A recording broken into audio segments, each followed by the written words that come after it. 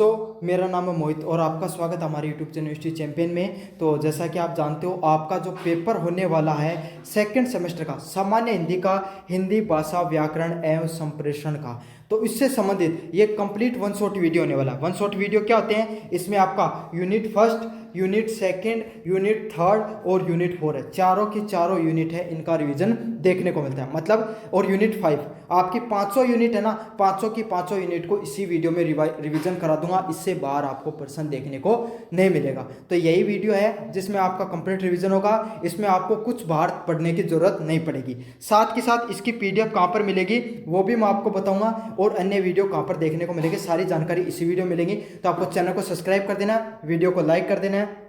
और यहाँ पर जो शॉपिंग वाला ऑप्शन दिखाई दे रहा है, शॉप वाला ऑप्शन दिखाई दे रहा है, इस पर आप जैसे क्लिक करोगे आप फ्लिपकार्ट पे पहुंच जाओगे, मंत्रा पे पहुंच जाओगे और कोई भी प्रोडक्ट खरीदोगे सबसे ज़्यादा डिस्काउंट आपको देखने को मिलेगा। तो आप जरूर से खरीद लेना। सॉल्यूशन वाली पीडीएफ के लिए आपको क्या करना है, डिस्क्रिप्शन है ना, उसमें मैं टेलीग्राम का लिंक दे रहा हूँ। टेलीग्राम के नीचे लिंक दे रखा है, उस पर क्लिक करोगे तो आप इस प्रकार के टेलीग्राम चैनल पे पहुंच जाओगे हमारे। और यहाँ पर पहुंचने के बाद में आपको क्या करना है, टेलीग्राम को ज्वाइन कर लेना है। यहाँ पर सबसे नीचे की तरफ जो पीडीएफ डली हुई है, journal Hindi second semester first के नाम से। और अगर ऐसे नहीं हो तो आपको क्या करना है, सबसे पहले ऊपर की तरफ क्लिक करना है। जैसे क्लिक करोगे यहाँ पर पहुंच जाओगे। यहाँ पर सर्च वाले ऑप्शन दिखाई दे रहा है, इस पर आपको क्या करना है, क्लिक करना है। जैसे क्लिक करोगे सर्च कर लेना जर्नल हिंदी। जर्नल आपके सामने सर्च करोगे, ये पीडीएफ है journal Hindi first semester second semester first PDF के नाम से। यहाँ पर मैंने एक नहीं, दो नहीं, 3 मॉडल पेपर आपको डाल दिए हैं। इससे बाहर आपके सामने 500 यूनिट का रिवीजन हो जाए, इससे बाहर कुछ नहीं देखने को मिलेगा। तो अब आपको वीडियो पूरा देखना है। साथ चैनल सब्सक्राइब नहीं किया, वीडियो को लाइक नहीं किया है तो कर दो और पूरे को एंजॉय करो वीडियो को। धन्यवाद। अन्य सभी वीडियो भी यहीं पर देखने को मिल जाएंगे। पहला प्रश्न है, भाषा किसे कहते हैं? तो भाषा वह माध्यम होता है जिसके द्वारा मनुष्य अपने विचारों, भावों और अनुभवों को बोलकर या लिखकर एक मनुष्य से दूसरे मनुष्य तक पहुंचाता है। तो भाषा क्या है? जैसे मैं आपको हिंदी भाषा में समझा रहा हूँ, तो मैं क्या कर रहा हूँ, अपने विचार हैं जो आपके हिंदी जो भाषा टॉपिक पढ़ा रहा हूँ, इस पर अपने विचार आपको बता रहा हूँ, अपने अनुभव कि भाई भाषा क्या होती है उसके अनुभव आपको बता रहा हूँ। आप अपने दोस्त को अनुभव बताया कि कल मेरा पेपर था, है ना, मैं वहाँ से लेकर पेपर में मैंने कैसा कैसा कौन से क्वेश्चन मुझे आते थे, कौन से क्वेश्चन मुझे नहीं आते थे, मैंने इस टॉपिक पे पढ़ाई की, इस पे नहीं की। तो ये जो अनुभव बता रहे हो, अपने विचारों को बता रहे हो, और वो कैसे बता सकते हो, क्या तो बोलकर बता सकते हो, लिखकर बता सकते हो, उसी को क्या कहा जाता है, भाषा के नाम से जाना जाता है। तो भाषा को आप दो ही चीज़ कर सकते हो, क्या तो बोलकर बता सकते हो, अगला आपको लिखकर बता सकता है। और हम दूसरों के विचारों को ग्रहण करते हैं। यह ध्वनि प्रतीकों की एक व्यवस्थित प्रणाली होती है। और इसमें क्या होता है, ध्वनि के प्रतीक होते हैं, जैसे क, ख, ग, घ, जितनी भी वर्णमालाएं होती हैं उसका जो व्यवस्थित प्रणाली ध्वनि की प्रणाली होती है, उसी से किसका निर्माण होता है, भाषा का निर्माण होता है। अब यही चीज़ मैं आपकी जो लोकल भाषा उसमें समझाऊं और यही बात मैं हिंदी में समझा रहा हूँ, दोनों में फर्क आ जाएगा ना। क्यों? क्योंकि स्वरों की ध्वनि में फर्क है। स्वर और व्यंजन जो वर्णमाला होती है उसकी ध्वनि में आपको फर्क देखने को मिलता है। भाषा के कितने रूप होते हैं? तो भाषा के मुख्यतः 2 रूप होते हैं, मौखिक भाषा और लिखित भाषा। तो भाषा के मुख्यतः 2 रूप देखने को मिलते हैं आपके सामने। मौखिक भाषा क्या होती है, आप सबको पता है, बोलकर अगर किसी चीज़ को समझाया जाता है उसी को मौखिक भाषा कहा जाता है। लिखित भाषा कौन सी होती है आपके सामने, लिखकर व्यक्त की जाने वाली आपके सामने लिखित भाषा होती है। और काफ़ी किताबों में आपके सामने सांकेतिक भाषा देके रखते हैं, काफ़ी में नहीं देके रखते, लेकिन अपन एनसीईआरटी के हिसाब से चलेंगे तो वहाँ पर 3 देके रखते हैं, मौखिक, लिखित और सांकेतिक। और संकेतों के हिसाब से अगर आप किसी चीज़ को समझाते हैं उसको सांकेतिक भाषा कहते हैं। समझ में आ गया? आपकी सीरीज में हो सकता है काफ़ी में 2 दे रखा हूँ, काफ़ी में 3 दे रखा हूँ, लेकिन एनसीईआरटी में 3 ही देके रखते हैं, लिखित, मौखिक और सांकेतिक भाषा। तो आपको भी 3 ही करके आनी है। भाषा और बोली में 2 अंतर लिखिए। तो भाषा कैसी होती है, भाषा की बात करें, क्षेत्र, जो भाषा का जो क्षेत्र होता है ना वो व्यापक होता है। व्यापक मतलब बहुत बड़ा क्षेत्र होता है, जबकि बोली है वो एक सीमित क्षेत्र तक बोली जाती है। जैसे कि आप अपन हिंदी भाषा बोल रहे हैं, है ना, अंग्रेजी भाषा है, अंग्रेजी भाषा पूरी दुनिया में बोली जाती है लगभग। हिंदी भाषा अपने भारत में बोली जाती है और भारतीय मूल के लोग अगर बाहर रहते हैं वहाँ पर बोली जाती है। समझ में आ गया?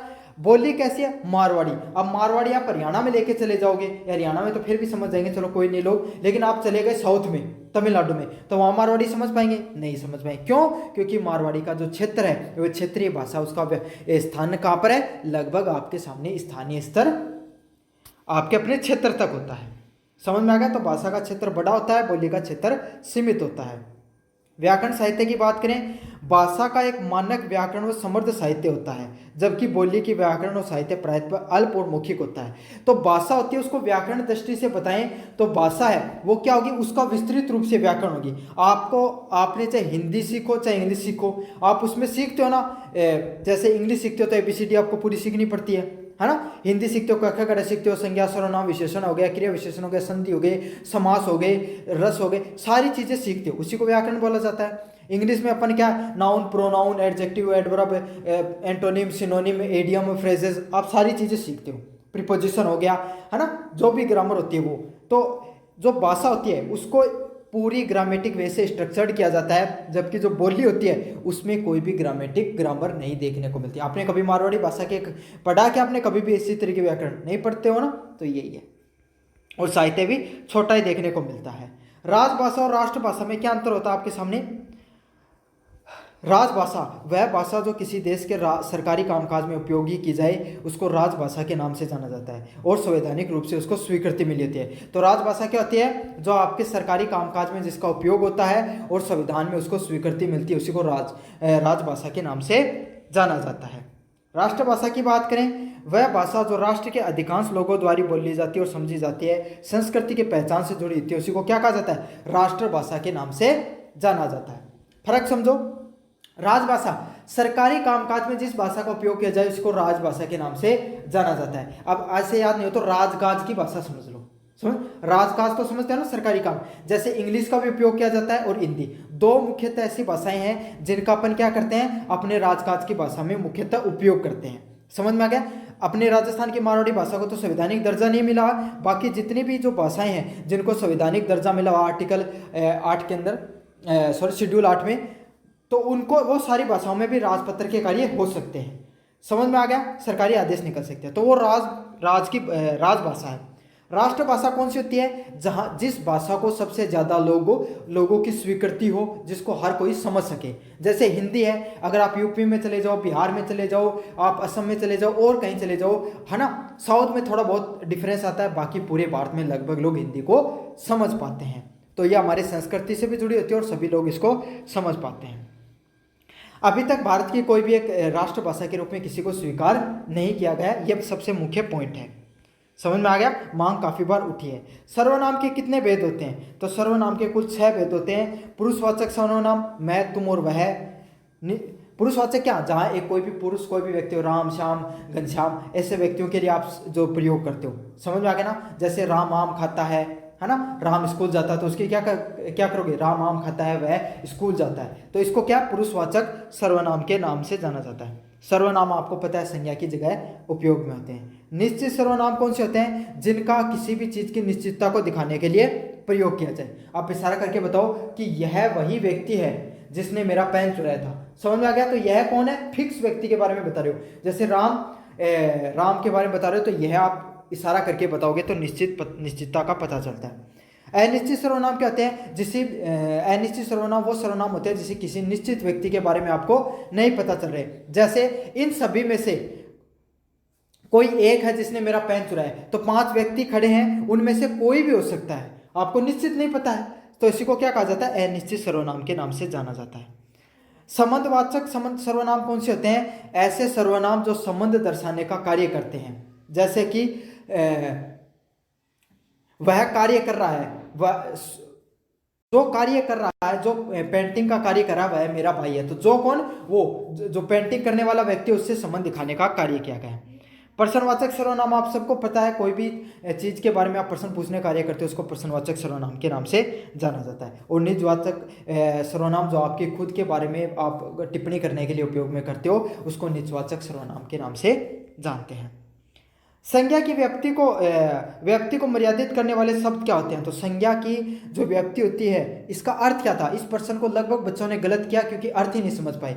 इसका अर्थ क्या था, इसका अर्थ यही है कि जो संज्ञा, जो आपके सामने व्याकरण है, संज्ञा है, उसको विशेषता बताने वाले शब्दों को क्या कहा जाता है। समझ में आ गया। तो जो संज्ञा होती है उसको व्याप्त को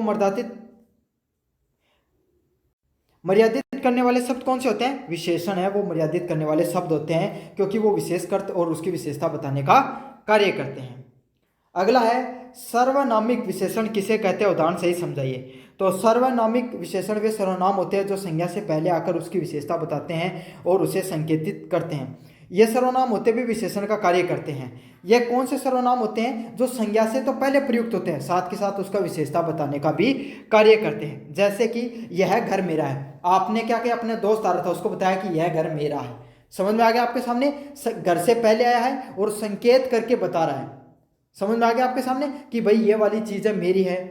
कोई आदमी आया था, तो कोई आदमी आया था, यहाँ पे कोई के बारे में बताया जा रहा है। समझ में आ गया। तो संकेतिक भाषा के रूप में इसका ज़्यादातर उपयोग किया जाता है। संकर्मक क्रिया और अकर्मक क्रिया कौन सी होती है? संकर्मक क्रिया क्या होती है? जिस क्रिया का फल या प्रभाव कर्ता पर नहीं पड़ के कर्म पर पड़ता है उसको संकर्मक क्रिया के नाम से जाना जाता है। तो जहाँ कोई क्रिया हो रही है उसका प्रभाव कर्ता पे, करने वाले पे नहीं पड़ के कोई कर्म है, समझ में आ गया, जो काम करे उस पर फर्क पड़े, उसी को क्या कहा जाता है? संकर्मक क्रिया के नाम से जाना जाता है। जैसे राम फल खाता है, यहाँ पे फल क्या है? कर्म है। खाने का प्रभाव किस पे पड़ रहा है? फल, फल को खा रहा है। समझ में आ गया आपके सामने। कर्ता कौन है? राम, फल कहाँ पे? कर्म है।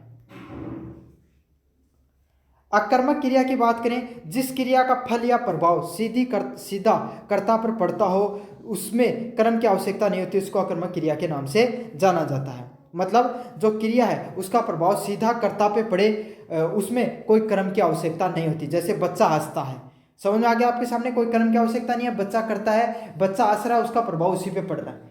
समझ में आ गया। तो इसी को अकर्मक क्रिया के नाम से जाना जाता है। जहाँ पे क्रम हो वो सकर्मक, जहाँ पे क्रम का विलोप हो उसको अकर्मक क्रिया के नाम से जाना जाता है। अगला है, हिंदी वर्णमाला में कुल कितने स्वर और व्यंजन है? तो ये तो आप सबको पता है, हिंदी वर्णमाला में लगभग 11 स्वर देखने को मिलते हैं और 33 व्यंजन देखने को मिलते हैं। क्रिया विशेषण किसे कहते हैं? क्रिया विशेषण वे अविकारी शब्द होते हैं जो क्रिया की विशेषता बताते हैं, अर्थात क्रिया कब हुई, कैसे हुई और कितनी बार हुई उसके बारे में बताते हैं। मतलब क्रिया की विशेषता बताने वाले शब्दों को क्या कहा जाता है? क्रिया विशेषण के नाम से जाना जाता है। विशेषण के बारे में आप सबको पता है, कोई भी वस्तु के पहले लगकर उसके विशेषता बताने का कार्य करते हैं। तो क्रिया विशेषण हो गए, वो क्रिया की विशेषता बताने का कार्य करेंगे। जैसे वह धीरे धीरे चलता है, तो कोई पूछे कि भाई मोहन कैसे चल रहा है, तो आपने बता दिया वह धीरे धीरे चल रहा है। तो चल कैसे रहा है? चल क्या है? क्रिया है। कैसे रहा है? धीरे धीरे चल रहा है। मैं कल जाऊंगा, तो कल जाऊंगा कब जाएगा? कल जाएगा। तो जाने की जो प्रक्रिया वो कब होगी? कल होगी। उस जो जाने की प्रक्रिया के बारे में आपको स्पष्टीकरण मिल रहा है, उसकी विशेषता बताने कार्य हो रहा है, उसी को क्रिया विशेषण के नाम से जाना जाता है। संधि किसे कहता है? उदाहरण सहित बताइए। तो संधि किसे कहता है, कहा जाता है, उसके बारे में आपको बताना। अब यूनिट नंबर 2 में आ गए अपन, उसके प्रश्न देखेंगे। संधि किसे कहा जाता है? संधि का अर्थ होता है मेल या समझौता। व्याकरण में दो वर्णों को निकट आने पर उनमें से जो विकार उत्पन्न होते हैं उसी को संधि कहा जाता है। यहाँ समझ लो कि दो शब्द ना कन्ना आके कोई एक नई चीज को उत्पन्न करती, उन्हीं संधि कही जाए। समझ में आ गया। संधि का अर्थ भी यही होता है, भाई कोई दो देशों के बीच में संधि होती है तो वो क्या होता है? उनका मेल मिलाप होता है, कोई भी घटना होती है उस पर उनकी सहमति होती है, तो वही है। संधि का अर्थ होता है मेल या समझौता। और ये समझौता कहाँ पे हो रहा है? जो व्याकरण में दो वर्ण होते हैं उनके बीच में समझौता होकर एक क्या बनता है? शब्द का निर्माण होता है। जैसे विद्या प्लस आले से किसका निर्माण हो रहा है? विद्यालय का आपके सामने निर्माण हो रहा है। उत प्लस लास से किसका निर्माण हो रहा है? उल्लास का निर्माण हो रहा है। तो दो अलग अलग वर्ण आपस में जुड़े, स्वरों के जुड़ने से स्वर बन जाते हैं और व्यंजन के जुड़ने से व्यंजनों में प्रभाव देखने को मिलता है। संधि और समास में क्या अंतर होता है? संधि वर्णों का मेल होती है जिसमें वर्णों में विकार और या परिवर्तन आता है। तो संधि क्या होती है? मैंने आपको पहले बताया, संधि आपके सामने पूरे जो वर्ण होते हैं उनका मेल होता है जिसमें क्या होता है? वर्णों में आपको परिवर्तन देखने को मिलता है। जैसे विद्या प्लस आले, दो वर्ण थे आपस में मिलकर विद्यालय का निर्माण हो गया। समझा? दो वर्ण आपस में मिलते हैं, उत प्लस लास मिला तो उल्लास के शब्द का निर्माण हो गया। समास की बात करें, यहाँ पर क्या होगा? आपके सामने दो शब्दों का मेल होगा और जिससे नया शब्द बनता है और शब्दों के बीच में विभक्त व आपके सामने विभक्तियां, मतलब जो समास होता है इसमें क्या होता है? दो या दो से अधिक शब्दों का मिलाप होता है, मेल होता है और उससे क्या होता है? एक नए शब्द का निर्माण होता है। इसमें दो शब्दों के बीच में आपके विभक्ति या योजक शब्दों का प्रयोग लुप्त हो जाते हैं, मतलब आपको पता नहीं चलेगा। जैसे चौराहा, चार रास्तों के समूह को क्या कहा जाता है? चौराहा कहा जाता है। तो यहाँ पर आप चौराहा है, उसमें दो इतने सारे शब्द थे, मिलकर आपके सामने एक नया शब्द का निर्माण हो गया और एक सिंपल सा शब्द बन गया चौराहा। समझ में आ गया। तो इसी को क्या कहा जाता है, आपके सामने समास के नाम से जाना जाता है। द्विगु समास की उदाहरण सही समझाइए। द्विगु समास वह समास है जिसमें पहला पद संख्यावाची विशेषण होता है और वह पूरे पद के समूह का बोध कराता है। तो द्विगु समास कौन सा होता है, जिसमें सबसे पहला जो आपके सामने जो पद होगा वो संख्यावाची विशेषण होगा और वो पूरे विशेष जो पूरा का पूरा पद है उसके बारे में बताएगा। मतलब पूरा पद है वो उस संख्यावाची विशेषण पे ही डिपेंड करेगा। कर्मधारय समास का एक भेद के रूप में इसको जाना जाता है। जैसे त्रिलोक, तो त्रि आ गया पहले, तो इसमें क्या है, 3 लोकों का जो समूह था उसको त्रिलोक के नाम से जाने जाते हैं। समझ में आ गया। तो पहला कौन सा, त्रि, चौराहा, तो 4। समझ में आ गया। तो 3, 4 इस प्रकार के संख्यावाची शब्दों का प्रयोग उसे द्विगु समास के नाम से जाना जाता है। निम्नलिखित शब्दों का संधि विच्छेद करना आपके सामने। आर्यावर्त की बात करें तो ये सारे शब्द आपके सामने देखने को मिले थे। आर्या प्लस आवर्त के नाम से इनको देखने को मिलेगा और इसको त्रिक संधि के नाम से देखने को मिलता है। अगला क्या, रजनीश, रजनी प्लस इससे इसका जो आपके सामने जो संधि विच्छेद है वो देखने को मिलेगा। भारतेंदु का भारत प्लस इंदु के नाम से इसका जो जुड़ा 2 शब्दों में टूटेगा। लंबोदर में लंब प्लस उदर है, गुण संधि से इसका टूटेगा ही। स्वेच्छा सव प्लस ऐच्छिक से आपको इसको टूटेगा। मनोत्तर मनु प्लस अंतर से यण संधि का निर्माण होता है और पावक से पो प्लस अक से निर्माण होता है। अगले वाला है निम्नलिखित शब्दों में समास के नाम बताइए। तो इनमें से आपके सारे समासों के नाम बताना था। यथाशक्ति में कौन सा था, अव्ययभाव समास था, शक्ति के अनुसार। अगला क्या है, जन्मांध, इसमें कौन सा था, तत्पुरुष, जन्म से अंधा। नील कमल में कौन सा होगा, कर्मधारय समास, नीला है जो कमल है, यहाँ पे कलम जो कमल है उसकी विशेषता के बारे में आपको बताया जा रहा है। तिराहा क्या होगा, द्विगु समास का होगा जिसमें 3 राहों की जो 3 राह है मतलब 3 रास्तों का समूह के बारे में बताया जा रहा है। माता पिता कौन सा होगा, माता और पिता, इसमें द्वंद्व समास देखने को मिलता है आपके सामने। घनश्याम में कौन सा आएगा, कर्मधारय समास, घन के समान जो श्याम उसको घनश्याम के नाम से जाना जाता है। या फिर काफी बार इसका लगभग बहुब्रीहि समास भी देखने को मिल सकता है। वाग देवी, तत्पुरुष समास होगा, वाग की देवी के नाम से जाना जाता है। अगले वाला है उपसर्ग और प्रत्यय के बीच में आपको अंतर बताना है। तो उपसर्ग क्या होता है, प्रत्यय क्या होता है, इसके बीच में आपको अंतर बताना है। उपसर्ग क्या होते हैं, वे शब्दांश जो किसी शब्द के आरंभ में जुड़कर उसके अर्थ में परिवर्तन लाते हैं। तो उपसर्ग क्या होता है, पहले जुड़ते हैं आपके सामने। उपसर्ग क्या होते हैं, जो पहले जुड़ते हैं, और प्रत्यय क्या होते हैं, जो किसी शब्द के अंत में जुड़कर उसमें परिवर्तन लाते हैं। उपसर्ग उप मतलब पहले, और जो आपके सामने प्रत्यय जो आखिर में जुड़ रहे हैं। जो कर्त प्रत्यय होता है उसे प्रत्यय किसे कहते हैं, उदाहरण सही समझाइए। तो जो कर्त प्रत्यय होता है वे प्रत्यय होते हैं जो क्रिया में धातु के रूप में अंत में जुड़कर संज्ञा विशेषण व क्रिया विशेषण का निर्माण करते हैं। मतलब कर्त प्रत्यय वही होते हैं जो कोई भी संज्ञा हो गया, विशेषण हो गया, क्रिया विशेषण हो गया, उसके अंत में जुड़कर उसके एक नए शब्द का निर्माण करते हैं। जैसे लिख धातु है और आवट है, वो क्या है, कर्त प्रत्यय है, तो लिखावट बन गया उससे। पट क्या धातु है और जो आकू वो क्या कर्त प्रत्यय है, तो इससे किसका निर्माण हो गया, पटाकू का निर्माण हो गया। समझ में आ गया आपके सामने। तो धातु के अंत में जुड़कर कर्त प्रत्यय किसका निर्माण करता है, क्या तो संज्ञा विशेषण या क्रिया विशेषण के शब्दों का निर्माण करता है, उसी को कर्त प्रत्यय के नाम से जाना जाता है। निम्नलिखित शब्दों में से मूल शब्दों एवं प्रत्ययों के बीच में पृथक्करण कीजिए। तो जैसे शब्द हो गया बंधुत्व, मूल शब्द कौन सा है, बंधु, और प्रत्यय क्या है यहाँ पर, त्व। अच्छे से याद कर लेना, मूल शब्द बंधु है और त्व कौन सा आपके सामने, प्रत्यय है। मानव की बात करें, जो मूल शब्द मनु है और प्रत्यय कौन सा, ए देखने को मिलेगा। तो मानव में क्या होगा, मनु आपके सामने मूल शब्द है और ए आपके सामने प्रत्यय है। अच्छाई की बात करें, मूल शब्द अच्छा है, प्रत्यय कौन सा, आई है आपके सामने। ऐतिहासिक में मूल शब्द इतिहास और इक आपके सामने प्रत्यय है।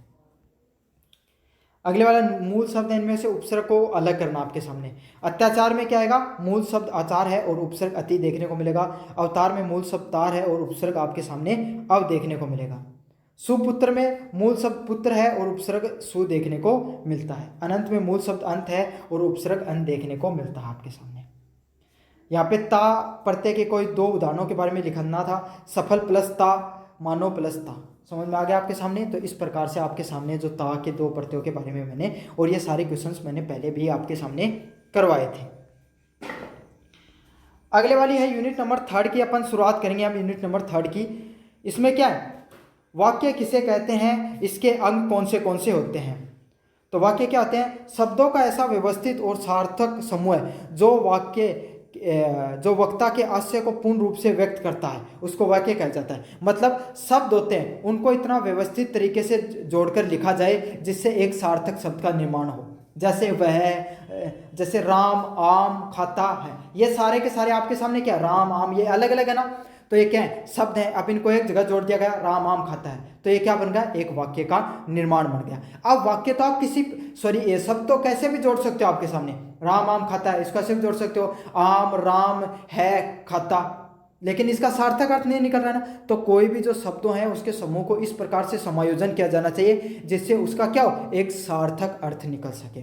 सबसे जरूरी चीज वाक्य में यही होती है, उसकी सार्थकता, उसका जो वास्तविकता, उसका अर्थ है वो सही से निकलना चाहिए।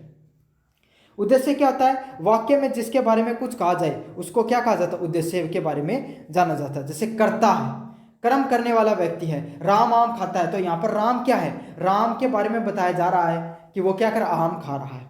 विधेय क्या है, उद्देश्य के बारे में जो कहा जाए, जैसे मतलब राम है, राम क्या है, जिसके बारे में कहा जा रहा है ये उद्देश्य है, आम खा रहा है। अब राम जो क्रिया कर रहा है, जो कार्य कर रहा है, जो उस पर प्रभाव पड़ रहा है, उसी को क्या कहा जाता है, विधेय के नाम से जाना जाता है। उद्देश्य कौन, जिसके बारे में बताया जाए। जैसे मोहन 4 घंटे से क्रिकेट खेल रहा है, तो कौन खेल रहा है क्रिकेट, मोहन खेल रहा है, तो मोहन के बारे में बताई जा रही है ना सारी चीजें। तो मोहन क्या है, उद्देश्य, और विधेय क्या है, बाकी का जो मोहन बाकी के जो भी कार्य कर रहा है वो सारे उसके विधेय में आएगा। अर्थ के आधार पर वाक्य के कितने भेद होते हैं, तो अर्थ के आधार पर आपके सामने वाक्य के कुल 8 भेद होते हैं। विधानवाचक वाक्य, निषेधवाचक वाक्य, प्रश्नवाचक वाक्य, विस्मयबोध वाक्य, आज्ञावाचक वाक्य, इच्छावाचक वाक्य, संकेतवाचक और संदेहवाचक वाक्य के नाम से जाना जाता है। अलग अलग प्रकार के वाक्य होते हैं। इनके आपके निषेध में आपको जो नकारात्मक भावना आएगी, विधानवाचक में आपके सामने सिंपल सेंटेंस आता है, प्रश्नवाचक में प्रश्न पूछा जाएगा, विस्मयबोध में आपको सामने विस्मय जो मतलब आश्चर्य वगैरह की भावना आएगी, आज्ञावाचक में आपको आज्ञा के बारे में पता चलेगा, इच्छावाचक में आपको इच्छाओं के बारे में पता चलता है, संकेतवाचक में इशारा दिया जाता है, और संदेहवाचक में आपको शंका या संदेह की भावना निकल कर आती है। तो इन प्रकार के वाक्य होते हैं जिनके अर्थ के आधार पे जिनके उनको 8 भागों में बांटा जाता है। सेंटेंस को पढ़ा आपको, उसमें प्रश्नवाचक मतलब प्रश्न पूछने की भावना दिखाई दे रही है तो प्रश्नवाचक वाक्य होगा, कोई आज्ञा नजर आ रही है तो आज्ञावाचक वाक्य होगा, कोई संकेत नजर आ रहा है तो संकेतवाचक वाक्य उसकी होगा। समझ में आ गया आपके सामने। निम्नलिखित शब्दों को शुद्ध रूप में लिखिए। तो निम्नलिखित जो शब्द है इनको शुद्ध रूप में लिखा गया है। जैसे अयोध्या है, उसको क्या, जो अयोध्या उसको क्या लिखा जाएगा, अयोध्या को अयोध्या के रूप में लिखा गया है। कोई 4 को लिखना था। वाल्मीकि है, उसको वाल्मीकि के रूप में लिखा गया है। प्राणी विज्ञान है, उसको प्राणी विज्ञान के नाम से। यौना स्थापुर, यौना स्था, और गीतांजलि को गीतांजलि के रूप में। तो ये आपके सामने, ये तो आपको सारे को ये भाई आना चाहिए, तभी आप इनको अच्छे से लिख सकते हो सारे के सारों को। अब आपको नीचे की तरफ क्या देखा, निम्नलिखित वाक्यों को आपको शुद्ध करके लिखना है। जैसे भोजन बनाने की व्यवस्था का प्रबंधन करें, तो यहाँ पर जो व्यवस्था और प्रबंधन, व्यवस्था क्या होता है भाई, प्रबंधन करना, कोई भी चीज को आप सही ढंग से करने कोई प्रबंधन बोला जाता है, व्यवस्था बोला जाता है। तो इसको अपन को सही ढंग से लिखना है। इन प्रश्नों को क्या बनेगा इसका, भोजन बनाने का प्रबंध कीजिए। क्या निकल कर आएगा, कोई भी भोजन बनाने के प्रबंध करने के बारे में बताया जा रहा है। अगले वाला है अंकों की औसत अच्छी है। तो यहाँ पर अंक और औसत है वो क्या है, दोनों का समान अर्थ होता है, अलग अलग दिखाई दे रहा है। तो इसका क्या बनेगा, अंक की औसत अच्छी है। समझ में आ गया आपके सामने। और अलग बनाओगे तो आपके सामने अंकों का औसत अच्छा है। अगला है उसकी आंखों में आंसू बह रहे थे। तो आंसू बहुवचन है, तो उसकी आंखों से आंसू बह रहे थे। समझ में आ गया आपके सामने। अगले वाला काल चक्र के पहिए से कौन बचा है। तो इसका क्या बनेगा, काल चक्र से कौन बचा है। तो यह आपके सामने इस प्रकार से इन शब्दों का आपका शुद्धिकरण करना था। समशुद्ध बिनार शब्दों को लिखिए। जैसे सूर है, उसका क्या आएगा, वीर बहादुर के नाम से जानते हैं। सूर का सूर्या, अंधा, व्यक्ति व गायक के नाम से जाना जाता है। जठर क्या होता है, आपको सबको पता है, पेट व मास्य को बोला जाता है। जरठ क्या होता है, बूढ़ा या वर्द के नाम से जाना जाता है। तरनी कौन होता है, सूर्य होता है, और तरणी नाव के नाम से भी जाना जाता है। क्षति की बात करें, हानि व नुकसान के नाम से जाना जाता है। क्षति है वो पृथ्वी व धरती के नाम से जाना जाता है। विलोम शब्द की बात करें, अपमान का विलोम शब्द क्या होगा? सम्मान होगा। एक का विलोम शब्द क्या होता है भाई? एक मतलब एक होता है, अनेक मतलब अलग अलग प्रकार के होते हैं। कर्तक का कर्तकगण के इसका विलोम शब्द देखने को मिलेगा। तरुण का क्या वर्द देखने को मिलेगा। शाश्वत का क्या देखने को मिलेगा? नश्वर देखने को मिलेगा। विशेष क्या होता है? कोई स्पेशल होता है, उसका आपके सामने विलोम शब्द क्या होता है? सामान्य है वो, इसका विलोम शब्द देखने को मिलेगा। तो अब आपके सामने अंतर लिखना था 3 शब्दों के बीच में, घमंड, गर्व और गौरव के बीच में। आप 3 शब्द इनके बीच में आपको अंतर लिखना है। पहला कौन सा? घमंड। घमंड क्या है? एक नकारात्मक भाव है। घमंड कैसा शब्द है जिसमें आपको नकारात्मक भाव देखने को मिलेगा। कोई भी व्यक्ति है भाई घमंड कब करता है? जो अपनी इसको श्रेष्ठता पर क्या हो जाए? अनुचित अहंकार हो जाए। समझ में आ गया? ऐसे कि भाई ये काम तो सिर्फ मैं ही कर सकता हूँ, मेरे अलावा कोई नहीं कर सकता दुनिया में, तो क्या होगा? ये उसका घमंड होगा। क्योंकि इस दुनिया में ऐसी कोई चीज़ हो ही नहीं सकती जो सिर्फ एक ही काम कर सके, एक ही आदमी कर सकते। कोई भी इंसान ऐसा हो सकता है जो आपसे बेहतर वो काम कर सकता है। गर्व क्या होता है? जैसे आपके माता पिता को किसी भाई आपके अंकल ने कहा कि भाई आपका लड़का वो बहुत अच्छा है, या फिर ऐसे समझ लो आपका सिलेक्शन हो गया राजस्थान एसआई के अंदर हो गया, तो सारे गांव को गर्व हो गया भाई, कहेंगे कि हमारा जो गांव का लड़का है वो राजस्थान में एसआई लगा हुआ, वहाँ पर पोस्टिंग उसकी, सबको गर्व है ना। मतलब ये एक सकारात्मक भाव होता है। जो कोई भी योग्यता हो गई, कोई इंसान की उपलब्धि हो गई, उस पर क्या होता है? सभी लोगों को अभिमान होता है। गौरव क्या हो गया? एक सकारात्मक व गरिमापूर्ण भाव है जिसमें कोई महान उपलब्धि हो गई। जैसे हम सबको गौरव है अपने राजस्थान के जितने भी लोग हैं उनको, अपने जो सूरवीर जो लोग हुआ करते थे, योद्धा हैं, राजस्थान की वीरों भूमि के नाम से जाना जाता है। तो ये क्या है? हमारी गौरव भूमि के नाम से भी राजस्थान को जाना जाता है। क्यों? क्योंकि भाई हमारे जो योद्धा हुआ करते थे, इन्होंने भारत के आने वाले, विदेश से आने वाले आक्रांताओं को सबसे ज़्यादा लड़ाइयाँ लड़ी हैं। तो यही क्या, ये भी सकारात्मक व गरिमापूर्ण भाव है जो कोई भी महान उपलब्धि हो गई। जैसे महान उपलब्धियां क्या है भाई? अपने कितने युद्ध लड़े हैं राजस्थान में, समझ में आ गया? हमने अपनी क्या गर्दन कटवा ली, लेकिन हमने कभी भी आत्मसमर्पण नहीं किया था। तो यह परंपरा और सामान्य कार्यों से उत्पन्न होता है। लोकत्या और मुहावरों में अंतर स्पष्ट कीजिए। तो मुहावरे क्या होते हैं? यह वाक्यांश होता है जो जिसका स्वतंत्र प्रयोग नहीं होता है, यह वाक्य के अंश से बनकर होता है। देखो मुहावरे का क्या होता है? कोई एक शब्द दे दिया जाएगा, जैसे आपके सामने पूरा वाक्य दे दिया जाएगा, सॉरी शब्द नहीं, पूरा वाक्य दे दिया जाएगा, जिसमें आपको क्या होगा? जिनके शब्दों को पढ़ोगे तो उसका अर्थ आपको नहीं पता चलेगा, इसका जो अर्थ है वो अलग निकल कर आता है। जैसे 9 2 11 होना, अब 9 2 11 होना, आप 9 2 11 होना, अलग अलग शब्दों को तोड़ के देखोगे तो इसका अर्थ नहीं निकलेगा, लेकिन इसका अर्थ अलग निकलता है। क्या? भाग जाना। लोकोक्ति क्या होगी? एक पूर्ण वाक्य होता है जिसका स्वतंत्र रूप से प्रयोग किया जा सकता है और सत्य अनुभव पर आधारित होती है। तो लोकोक्तियाँ क्या होती हैं? नाम से समझो, लोक प्लस युक्ति, मतलब लोगों में बोले जाने वाले कुछ शब्दों को लोकोक्तियों के नाम से जाना जाता है। और इसमें जो पूर्ण वाक्य होता है इसका खुद का अपना अर्थ होता है, और इसका जो प्रयोग है वो कहाँ पर यूज कर सकते हो? आप अलग अलग जगह यूज कर सकते हो। और ये सब चीज़ें कैसे होती हैं? सत्य और अनुभव के आधार पर होती हैं। जैसे नाच न जाने आंगन टेढ़ा, समझ में आ गया? तो अपनी कमी छिपाने के लिए क्या? दूसरों पर दोष लगाना। तो भाई कोई इंसान है जो नाचना नहीं आ रहा, तो वो क्या रहा? आंगन टेढ़ा है, ये बोल रहा है। समझ में आ गया? तो ये इंसान इस जो सारा का सारा जो शब्द है, उसका जो वाक्य है, इसका भी अपना अपना अर्थ निकल रहा है, और इसका अर्थ अगर वैसे देखो तो वैसे भी निकल रहा है। और ऐसे शब्द कहाँ पर यूज किए जाते हैं? आपके सामने आम बोलचाल की भाषा में उपयोग में लिए जाते हैं।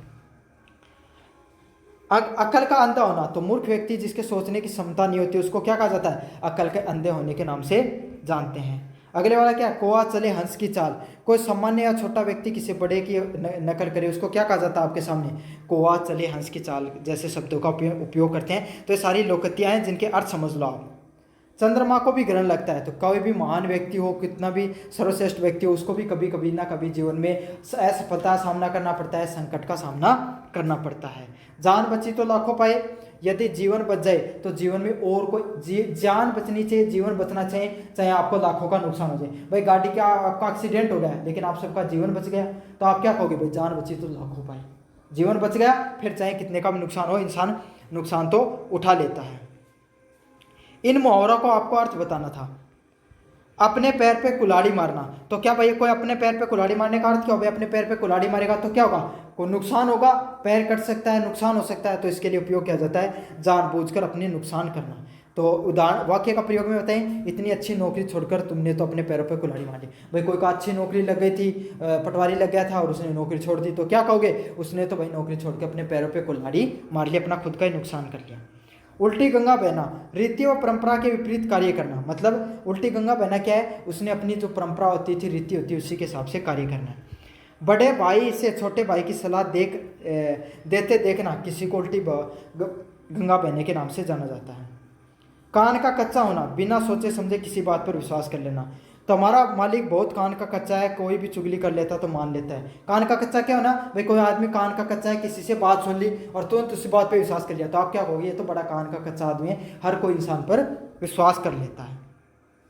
अगला क्या, जिंदा मक्खी निगलना, मतलब जानबूझकर गलत कार्य करना या अन्याय सहना। तो इतना बड़ा नुकसान होकर वह कुछ नहीं बोला, जैसे जिंदा जो मक्खी है वो निकल गया। तो काफ़ी बार क्या होता है, आपके साथ कोई अन्याय हो रहा होता है या फिर अगर आप कोई भी बात छिपा रहे हो तो उसके लिए भी ऐसे शब्दों को उपयोग किया जाता है, जिंदा मक्खी को निगलने जैसे शब्दों का आपको उपयोग किया जाता है।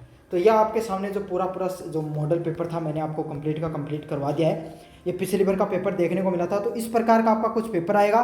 साथ के साथ पेपर को कंप्लीट देख लेना, चैनल को जोर से सब्सक्राइब कर देना, टेलीग्राम को जोर से ज्वाइन कर लेना है। धन्यवाद।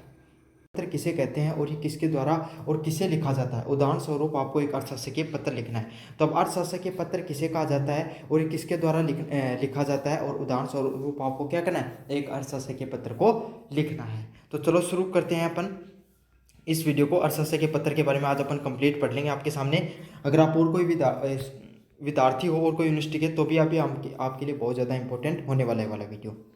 अर्थशास्त्र के पत्र की बात करें तो ये एक विशेष प्रकार का सरकारी पत्र होता है जिसमें किसी अधिकारी द्वारा व्यक्तिगत स्तर पर लेकिन अपने पद की गरिमा बनाए रखने हेतु किसी दूसरे अधिकारी को किसी विशेष कार्य की तत्काल जानकारी लेने के लिए प्रयोग किया जाता है। मतलब एक सबसे पहले आपको समझना वाली बात इसमें यही है कि ये एक प्रकार का सरकारी पत्र होता है। किस प्रकार का पत्र होता है, सरकारी पत्र होता है। समझ में आ गया आपके सामने, जिसमें क्या करता है वो व्यक्ति, जैसे आपके जो कॉलेज है, कॉलेज मतलब यूनिवर्सिटी के जो आपके सामने जो कुलपति होते हैं, आजकल कुलगुरु बना दिया गया है, उनके द्वारा कोई नोटिस डाला गया सभी कॉलेज के, किनको, जो कॉलेज वालों को। तो वो क्या है भाई, जो आपके सामने कुलगुरु वो भी एक सरकारी अधिकारी है, और आपके सामने जितने भी सरकारी कॉलेज हैं, प्राइवेट कॉलेज हैं, उन पे जो जिस भी पद पे काम करते हैं वो भी अधिकारी हैं।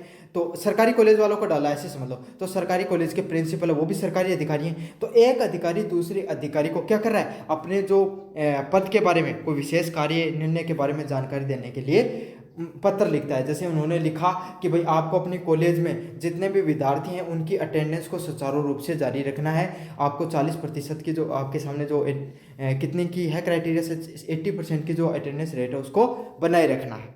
समझ में आ गया इसके हिसाब से। तो इस प्रकार के जो भी सरकारी कर्मचारियों के द्वारा जानकारी दी जाती है एक दूसरे को, उसी को अर्थशास्त्रीय पत्र के नाम से जाना जाता है।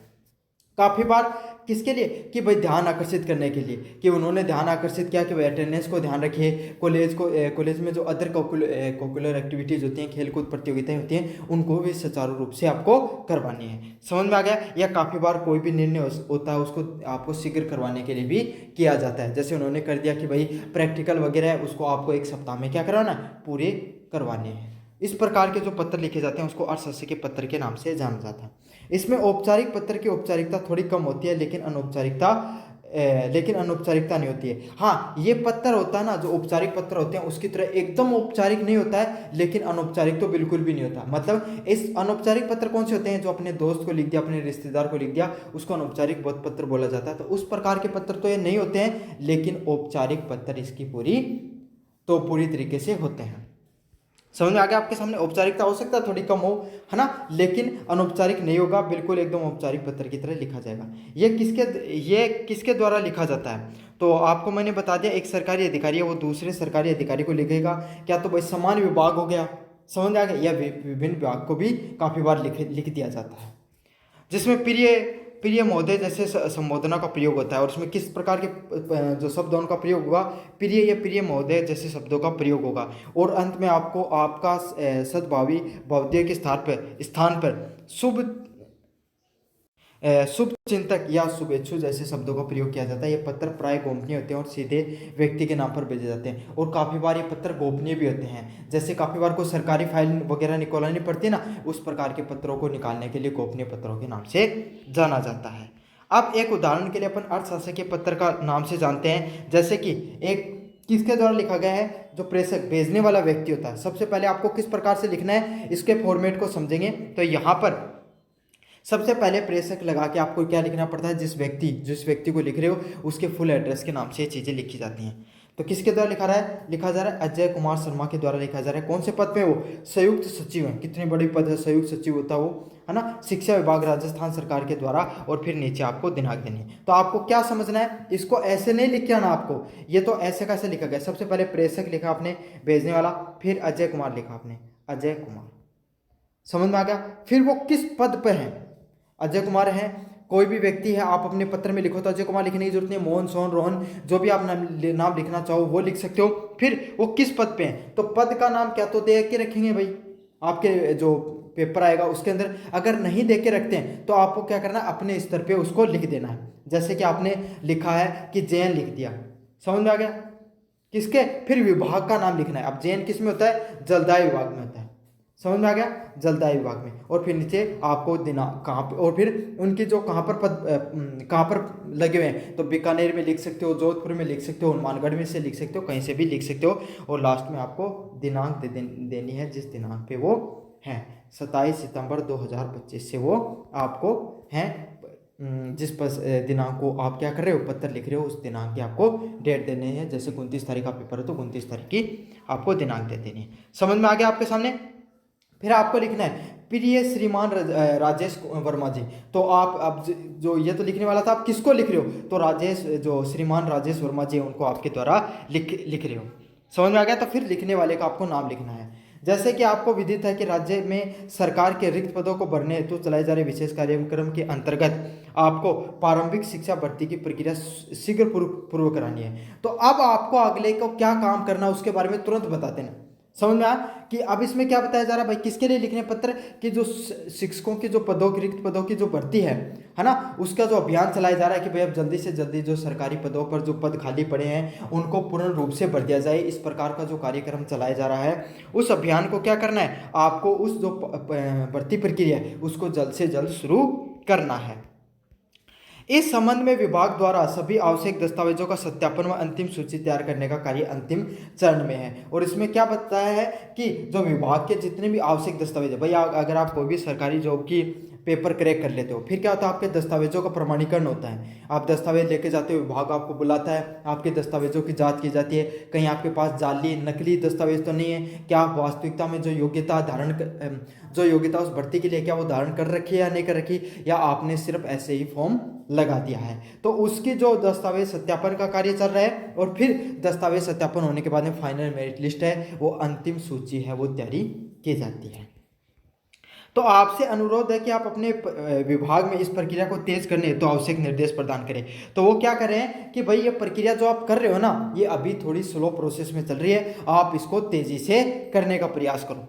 पहले मैं समझा रहा हूँ, फिर आपको बताऊंगा कि आपको लिखना भी कैसे है, ताकि 15 अक्टूबर 2025 तक अंतिम सूची प्रकाशित की जा सके। और ये राज्य सरकार की प्रथम प्राथमिकता है। तो इसमें क्या बताया गया है, इसमें ये बताया गया है कि आप इस प्रक्रिया को तेजी से करो, ताकि 15 अक्टूबर 2025 तक जो अंतिम चयनित जो लोग हैं उनको क्या की जा सके, 15 अक्टूबर तक उनको जो फाइनल मेरिट लिस्ट है वो उनकी जारी की जा सके, अंतिम सूची है वो जारी की जा सके। और इसमें क्या है, जो राजस्थान सरकार है, जो भी सरकार, राजस्थान और यूपी बोर्ड कहीं से भी देख रहे हो आप, तो राजस्थान सरकार या और कोई राज्य सरकार है, वो इस पे सबसे ज़्यादा इसमें ध्यान है कि जितने भी जो प्रक्रिया चल रही है शिक्षा भर्ती से संबंधित, उसको जल्द से जल्द पूर्ण किया जा सके। तो यह आपको शीघ्र सहयोग की अपेक्षा है, तो उनसे उम्मीद है कि आप शीघ्र सहयोग करोगे। तो अब आपको क्या समझ में आया इस चीज़ से, कि आपको जो पत्र लिखोगे उसमें सबसे पहले क्या लिखना है, आपको सबसे पहले 3 भागों में इस चीज़ को बांटना है। पहले भाग में आपको बताओगे कि आपने वो पत्र लिखा किसके लिए।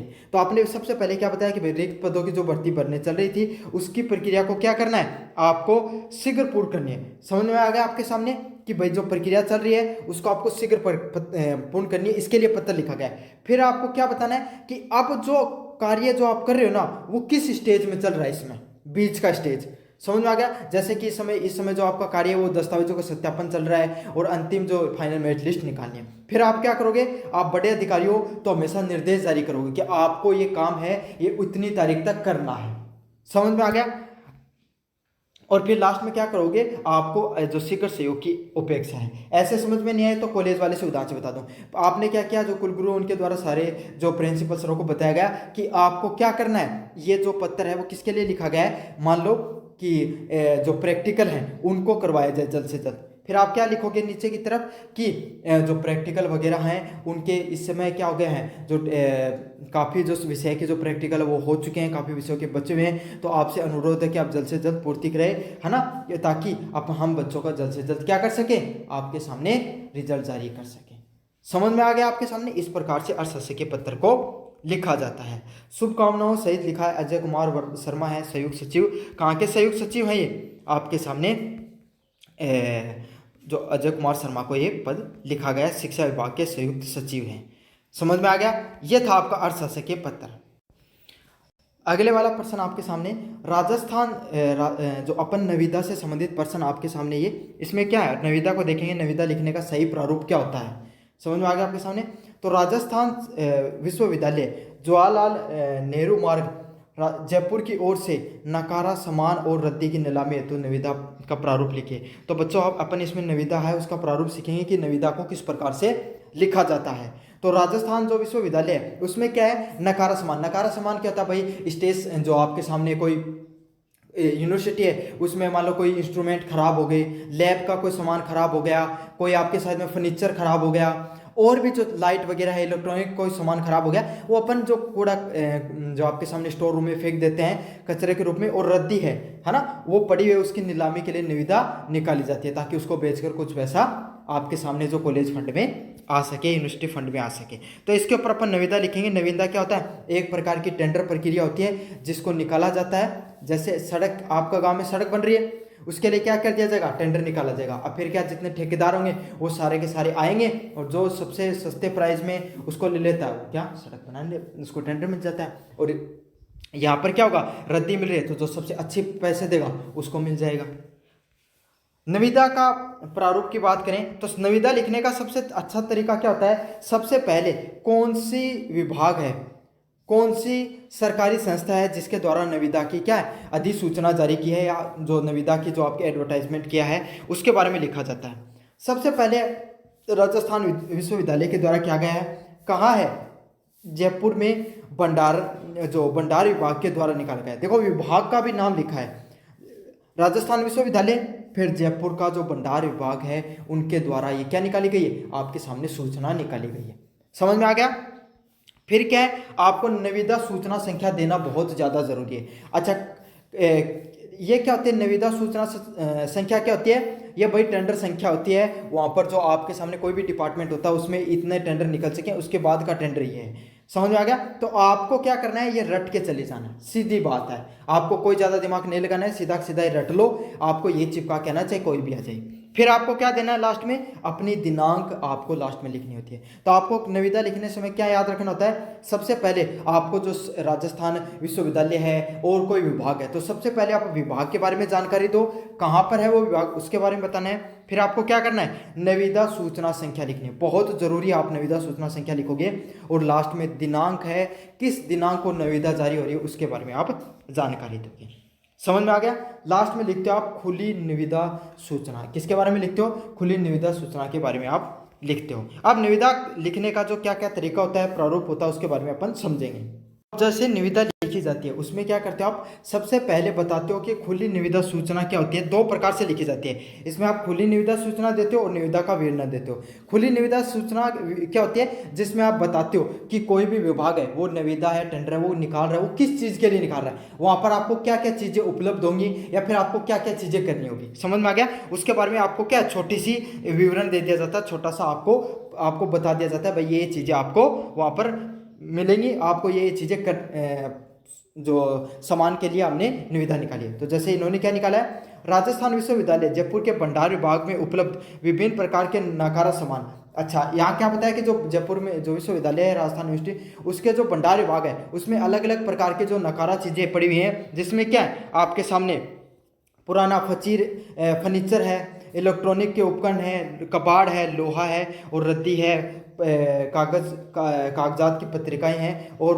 नीलामी हेतु मोहर बंद निविदाएं आमंत्रित की जाती है। तो इसमें बता दिया, मोटा मोटा बता दिया आपके सामने कि फर्नीचर है, इलेक्ट्रॉनिक का सामान है, कबाड़ है थोड़ा बहुत और लोहे का सामान पड़ा हुआ है। और इस चीज़ के लिए अपन क्या कर रहे हैं, एक नीलामी है उसका आयोजन कराया जा रहा है और वो कैसी होगी, मोहर बंद निविदाओं के साथ आपको निमंत्रित की जाती है। मतलब आपको जो व्यक्ति है इच्छुक है वो क्या कर सकता है भाई, अपना ड्राफ्ट वगैरह जमा करा के उसमें भाग ले सकता है। इच्छुक फर्म में व्यक्ति अपनी निविदाओं के निर्धारण प्रारूप में जमा कर सकते हैं और जो व्यक्ति इस प्रकार के निविदाओं में इच्छुक है वो क्या कर सकता है, आपके सामने जो निविदाएं होती हैं उसका जो प्रारूप भर के आपको जमा कर सकता है। समझ में आ गया, जो व्यक्ति इच्छुक है भाई वो टेंडर प्रक्रिया के लिए अप्लाई कर सकता है फॉर्म भर के। अब आपको फॉर्म भरना किस प्रकार से है उस टेंडर प्रक्रिया को, तो उसके बारे में अपन बताएंगे कि भाई सामने वाले को हर जानकारी देना जरूरी होता है, तभी तो आप तक पहुंचेगा।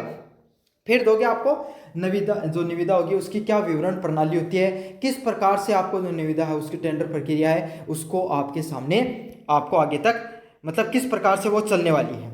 सबसे पहले सामान का विवरण, तो क्या क्या सामान आपको मिलेगा। सबसे पहले कोई भी टेंडर प्रक्रिया हो उसमें आपको क्या है ये बताना है कि वहाँ पर आपको क्या चीज़ मिलेगी। समझ में आ गया आपके सामने, तो क्या है, नकारा फर्नीचर मिलेगा, अनुपयोगी इलेक्ट्रॉनिक वस्तुएं, कबाड़, लोहा, प्लास्टिक की अनुपस्थित चीज़ें, पुरानी फाइलें, रद्दी कागज पत्रिकाएं, वो सब चीज़ें मिलेंगी। समझ में आ गया आपके सामने। सबसे पहले ये बताओ भाई किस किस सामान है, सामान का विवरण क्या आपको ये वस्तुएं वहाँ पर मिलने वाली हैं। समझ में आ गया। फिर आप क्या बताओगे कि भाई निविदा फॉर्म प्राप्त करने की तिथि, तो आप कब तक प्राप्त कर सकते हो, डिपार्टमेंट से जाओ और वहाँ पर विभाग से कब तक वो फॉर्म आपको मिलेगा, तो कब तक मिलेगा, 27 सितंबर से लेकर 10 अक्टूबर तक आपको क्या मिल सकता है, आपको वो फॉर्म मिलेगा। तो शुरुआती दिनांक कौन सी है, 27 सितंबर और 10 अक्टूबर आपके सामने लास्ट डेट है। जो आपके सामने कुल 13-14 दिनों के लिए आपको ये प्रारूप दे जो फॉर्म है वो अपने यूनिवर्सिटी में जाकर आप क्या कर सकते हो, प्राप्त कर सकते हो। अब ऐसे नहीं कि आप तो 1 साल बाद में चले जाओगे, ऐसे थोड़ी होगा भाई, कोई हर चीज़ की प्रक्रिया होती है, फिक्स दिनांक होती है, तो इतने दिनों में आपको वो फॉर्म है निविदा के लिए वो मिल जाएगा। अच्छा, कितने बजे से कितने बजे तक, भाई कोई भी सरकारी कार्यालय 24 घंटे तो खुले नहीं रहते हैं, तो आपको क्या है वहाँ पे दिनांक देना भी आवश्यक होता है। तो कब से, 10 से लेकर 5 बजे तक मिलेगा। अगला है निविदा फॉर्म का मूल्य, तो निविदा फॉर्म होता है उसका मूल्य कितना रुपये होता है, 500 रुपये नगद। आपको क्या करना है, 500 रुपये वहाँ पर देने होंगे सामने वाले व्यक्ति को फॉर्म प्राप्त करने के लिए। डिमांड ड्राफ्ट द्वारा आपको जो नियंत्रण राजस्थान विश्वविद्यालय जयपुर के पक्ष में देय करने होंगे। तो फॉर्म का मूल्य कितना है, 500 रुपये भैया जी आपको फॉर्म जमा कराने के लिए देने होंगे। फिर क्या है, निविदा जमा कराने की अंतिम तिथि व समय, तो अगर आप कोई भी फॉर्म जमा करवा रहे हो, निविदा जमा करा रहे हो, उसकी अंतिम तिथि कब तक होगी। अब आपने प्राप्त तो कर लिया फॉर्म, लेकिन ऐसे नहीं कि भाई उसको जमा ही नहीं करा रहे हो, जमा करने की भी कोई अंतिम तिथि होती है। तो कब होगी, 15 अक्टूबर 2025 को तक आप 3 बजे तक जमा करा सकते हो। मतलब जो फॉर्म है 15 अक्टूबर के 3 बजे तक अगर आपको जमा करवा दोगे तो आपका फॉर्म है वो स्वीकार कर लिया जाएगा। समझ में आ गया आपके सामने, अगर 3 बजे तक आप फॉर्म को जमा करवा देते हो तो वो आपको जो फॉर्म है उसको स्वीकार कर लिया जाएगा। वो अंतिम दिनांक है, अंतिम समय भी है। निविदा खोलने की तिथि, फिर क्या, जो निविदा को खोला जाएगा वो कब खोला जाएगा, 15 अक्टूबर 2025 को 4 बजे भंडारण विभाग के कार्यालय में। फिर जितने फॉर्म आ जाएंगे उनको खोलने का, उनको जांच पड़ताल करने का समय होता है 15 अक्टूबर 2025 को 4 बजे तक, उन 4 बजे वो फिक्स उनको खोल दिया जाएगा। और कहाँ पर, भंडार विभाग के कार्यालय में खोला जाएगा। धरोहर की जो राशि है ईएमडी, इसमें क्या मिलेगा, क्या आपको देना होगा, ये सारी चीज़ें आपको निविदा में लिखनी होती हैं, सारी की सारी चीज़ें अच्छे से याद कर लो इनको। 5,000 रुपये मात्र, तो आपको जो 5,000 रुपये देने होंगे। डिमांड ड्राफ्ट के माध्यम से वित्त नियंत्रण जो राजस्थान विश्वविद्यालय जयपुर के पक्ष में देय होगा। सफल बोलीदाता की धरोहर राशि समायोजित की जाएगी तथा असफल बोलीदाताओं को वापस कर दी जाएगी। मतलब ये धरोहर राशि क्या होती है भाई, कोई आपको पहले जमा कर ली जाती है ना कुछ राशि भाई, जो इसलिए क्या होता है कि जो सीरियस लोग होते हैं ना वही आते हैं आपके साथ आपके पास। समझ, ऐसे नहीं कि हर कोई फॉर्म लेके चला गया और उसको कोई मतलब है नहीं। तो इसलिए क्या है, ये जो 5,000 रुपये वो राजस्थान विश्वविद्यालय के द्वारा क्या अपने पास रख लिए जाएंगे। जमानत राशि जिसको बोली जाती है ना, अगर चुनाव होते तब भी देते हैं तो जमानत राशि के रूप में उसको जाना जाता है, तो वो रख ली जाएगी। और क्या होगा, जैसे जैसे बोली लग जाएगी तो जो व्यक्ति है जो बोली में आपके सामने जो सफल हो जाएगा उससे तो वो ले लिए जाएंगे 5,000 रुपये, और जो असफल होंगे उनको वापस दे दिया जाएगा। समझ में आ गया आपके सामने। पहले जो शराब के ठेके छूटते थे उसमें भी तो ऐसे ही होता था, फॉर्म भर दिए जाते थे, उसमें 20-30 हज़ार रुपये जितने लगते थे उसके फॉर्म भरने के ले लेते थे वो, और फिर क्या करते थे आपके सामने, आपको 20-30 हज़ार रुपये आपने फॉर्म भर दिया, जो व्यक्ति जीत जाता था उसके तो 30 हज़ार रुपये रख लिए जाते थे, और जो व्यक्ति हार जाते थे उनको वापस लौटा दिए जाते थे। तो यही सरकारी प्रक्रिया होती है सरकारी टेंडर जीतने की। निरीक्षण की बात करें, नकारा सामान का जो निरीक्षण किसी भी कार्य दिवस 27 सितंबर 2025 से लेकर 14 अक्टूबर 2025 तक आपके सामने 11 बजे से लेकर 2 बजे तक भंडार विभाग में किया जा सकता है। तो अगर आप निरीक्षण करना चाहो कि भाई सामान है क्या वो मेरे लायक है नहीं है, या फिर मैं इस टेंडर प्रक्रिया में अगर हिस्सा लेना चाहूँ तो क्या वो मेरे लिए फायदेमंद होगा या नहीं होगा। भाई कोई भी व्यक्ति कोई सामान खरीदता है तो अपने फायदे के लिए देखता है, भाई ऐसे थोड़ी है कि वो सामने वाला व्यक्ति है कि उसने कोई अपना भंडारा चला रखा है, ऐसा तो होता नहीं है। तो वह कोई भी व्यक्ति अपने फायदे के लिए कार्य कर रहा है। तो अगर आप सामान का निरीक्षण करना चाहो तो कब से कब तक कर सकते हो, 27 सितंबर 2025 से लेकर 14 अक्टूबर तक कर सकते हो। समय रहेगा 11 बजे से 2 बजे के बीच में आप जाओ और जाकर वहां पे अपना निरीक्षण कर सकते हो। नियम व शर्तों की बात करें, विश्वविद्यालय प्रशासन द्वारा बिना कोई कारण बताए किसी भी निविदा को स्वीकार या अस्वीकार करने का अधिकार सुरक्षित रखता है। अब क्या विश्वविद्यालय प्रशासन की क्या है, इसमें एक अधिकार उनको दिया जाता है, ये आपको भी लिखना होती है, इंपॉर्टेंट लाइन है कि आप क्या कर सकते हो, कोई भी निविदा है, कोई भी आपके पास फॉर्म आया, अगर राजस्थान विश्वविद्यालय को लगा कि उसे ये उनके लिए पक्ष में नहीं है तो उसको कैंसिल भी किया जा सकता है, उसको स्वीकार भी कर दिया जाता है। राजस्थान विश्वविद्यालय के हाथ में ये चीज़। विस्तृत नियम व शर्तें हैं वो आपको निविदा फॉर्म में उपलब्ध होंगे, और बाकी की अगर कोई शर्तें हैं वो आपके सामने कहाँ पर मिलेंगी, जो निविदा का फॉर्म है उसमें उपलब्ध हो जाएंगी। तो आप अधिक जानकारी के लिए क्या कर सकते हो, भंडार विभाग राजस्थान विश्वविद्यालय में संपर्क कर सकते हो। और लास्ट में फिर वही का वही आपके सामने पूरा का पूरा हस्ताक्षर करना है जिस अधिकारी का, और नीचे आपने विभाग का नाम लिख देना। तो इस प्रकार से निविदा लिखी जाती है। सबसे पहले आप लिखते हो किस विभाग के द्वारा निविदा निकाली गई है, वो आपके सामने ऊपर लिखा होगा। फिर आपको निविदा की जो संख्या होती है वो लिखनी होती है, दिनांक लिखनी होती है, और फिर आपको खुली निविदा सूचना के बारे में बताना होता है कि भाई खुली निविदा सूचना डाल रहा हूँ मैं, है ना। उसमें आप बताते हो कि भाई आपको जो क्या क्या करना है, किस लिए ये टेंडर निकाला गया, उसके बारे में मोटा मोटा आप बता रहे हो। फिर आपको निविदा का वर्णन कि भाई अगर निविदा लोगे तो आपको किस किस तरीके से आपको क्या क्या करना है, समझ में आ गया। जैसे कौन सा सामान है वो होगा आपके सामने, फॉर्म कहाँ से प्राप्त करना है आपको, है ना, फॉर्म का मूल्य कितना होगा, निविदा जमा कब से कब तक आप जमा कर सकते हो, अंतिम दिनांक कैसी होगी, निविदा को खोलने के समय किस समय जो निविदा है उसको खोला जाएगा, किस में आपको नीलामी की जाएगी, है ना।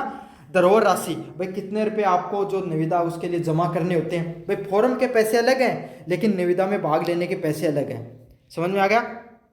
निरीक्षण अगर आप चाहो तो निरीक्षण कर सकते हो, भाई सामान है वो सही है या मेरे लिए फायदेमंद है नहीं है, उसकी दिनांक के बारे में बताना आपको, और लास्ट में नियम व शर्तों के बारे में बताना है। तो यह आपके सामने संपूर्ण जानकारी देनी है। लास्ट में आपको क्या करना है, हस्ताक्षर करने हैं, और जिस विभाग के द्वारा ये लिखा गया है उसके बारे में आपको संपूर्ण जानकारी है वो दे देनी है। तो इस प्रकार से आपके सामने जो पूरा का पूरा जो निविदा है उसको लिखा जाता है। ये पूरा का पूरा प्रारूप होता है निविदा को लिखने का। साथ के साथ पीडीएफ टेलीग्राम चैनल पे मिल जाएगी। टेलीग्राम चैनल का लिंक डिस्क्रिप्शन में दे रखा है, जरूर से जाकर पढ़ लेना। प्रश्न आपके सामने, निम्नलिखित पंक्ति में पलवन कीजिए। कौन सी पंक्ति का, क्षमा सोबती उस भुजंग को जिसके पास गरल है। तो सबसे पहले अगर पलवन की बात करें तो होता क्या पलवन, देखो पलवन होता है एक प्रकार से आपको एक पंक्ति दे दी जाएगी और उस पंक्ति पर आपको क्या करना है, पूर्ण रूप से उसको विस्तृत रूप से समझाना है। समझ में आ गया। आपको एक लाइन दे दी 9 2 11 होना, उसके बारे में आपने पूरा डिटेल से समझा दिया कि भाई वो होती क्या है। लेकिन ये तो एक लोकप्रिय मुहावरा हो गया, इस प्रकार से नहीं आएगी। कोई ना कोई किसी ना किसी राइटर की कोई कविता, कोई दोहा, कोई एक आध लाइन हो गई, कोई वाक्य की पंक्ति की, इस प्रकार से आपको दी जाती है जिसका कोई विस्तृत अर्थ निकल सके। समझ में आ गया। जिसका कोई सारांश निकल सके, जिसका कोई विस्तृत रूप से अर्थ निकल सके, उसको आपको क्या कर दिया जाता है, उस पंक्ति को आपको विस्तृत रूप से बताना है। व्यवहारिक जीवन में उस सब चीज़ों का क्या महत्व है उसके बारे में बताना, उसी को पलवन के नाम से जाना जाता है। अब आपके सामने पलवन क्या है, सोबती उस भुजंग को जिसके पास गरल है। इस प्रकार के सामने जो पलवन है इसके आपको डिटेल में समझाना है। समझ में आ गया आपके सामने। अब इसका अर्थ क्या है, सबसे पहले आपको बताना है कि ये पोएम किस राइटर के द्वारा लिखी गई है। इस प्रकार से आपको चीज़ों को बताना है। तो ये पंक्ति किसके द्वारा लिखी गई है? जो महान कवि है रामधारी सिंह दिनकर, उनके द्वारा लिखी गई है। अब पहले आपको सबसे पहले उन कवि के बारे में बताना है, अगर आपको पता है कि भाई कौन से कवि के द्वारा वो लाइनें लिखी गई हैं। अच्छा, फिर बताना आपको कि उन लाइनों में क्या लिखा गया है। उसमें क्या कहा गया है? क्षमा सोबती उस भुजंग को जिसके पास ग्रल है। मतलब क्षमा सोबती, क्षमा देना भी उस व्यक्ति को शोभा देता है। किसको? भुजंग। भुजंग मतलब क्या था? सर्प को, जिसके पास ग्रल है। मतलब क्षमा देना भी उस व्यक्ति को शोभा देता है, उस सांप को, सर्प को शोभा देता है जिसके पास क्या है? ग्रल मतलब क्या था? विष है। यहाँ पर क्या बताया गया है? रामधारी दिनकर ने बताया है कि उस सांप को क्षमा देना एक अच्छा माना जाता है, बढ़िया माना जाता है, गर्व की बात माना जाता है जिसके पास विष होता है। भाई जिसके पास विष नहीं है, वो चाहे आपको डसे ना डसे, आपको कोई फर्क तो पड़ता है नहीं। पानी में रहने वाले सांप आपको डस ले तो भी फर्क नहीं पड़ता, क्योंकि उसके पास जहर नहीं होता है। और कोबरा डस ले तो यस मतलब आपकी जान जा सकती है। अगर उसने आपको नहीं डसा तो ये वो आपकी जान बच गई। तो ये आपके लिए क्षमा के लिए, उसके लिए आपका लायक है। तो इन पंक्तियों में क्या बताया गया है उनको अपन और अच्छे से समझ लेंगे। तो यह दर्शाता है कि क्षमा जैसा सद्गुण का महत्व तभी होता है जब शक्तिशाली व्यक्ति द्वारा प्रदान की जाए। समझ में आ गया? तो अगर कोई भी बड़े उच्च पद पे बड़ा व्यक्ति है, आपसे जो पैसे में, धन में, बाहुबल में, आपके सामने समझ में, ज्ञान में, अगर वो व्यक्ति अगर आपको क्षमा कर दे तो आपके लिए क्या हो जाता है? आपके लिए एक उसका महत्व होता है, उसका सद्गुण है, उसके अंदर क्या है? एक कृतज्ञ है। समझे? वो माना जाएगा। लेकिन जैसे कि भुजंग सांप जिसके पास विरल होता है वही किसी व्यक्ति को डसने के बजाय क्षमा करते हैं। तो ये उसी प्रकार से है। अगर कोई शक्तिशाली व्यक्ति को किस रूप में दिखाया गया है? एक सांप है, सर्प के रूप में, जिसके पास विष है। अगर उसने आपको नहीं डसा है तो क्या है? ये उसकी कृतज्ञता है, उसका सद्गुण है। समझ में आ गया?